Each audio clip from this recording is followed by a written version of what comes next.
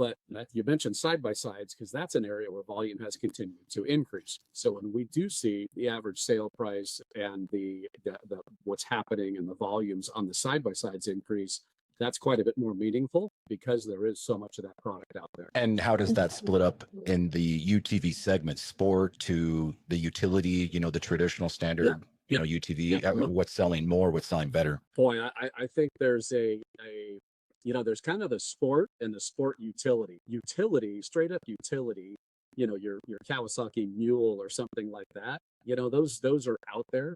Most of what we see is sport and what I'm going to call sport utility, right? And Polaris and Can-Am really have several models that it's kind of utility, but I also got it to play around on just as much.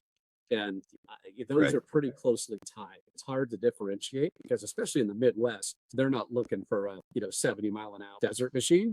They want something they can kind of do everything in. And down here in the Southwest, boy, it's 80-90% desert machines. So regionally speaking, they both are important and popular, respectively.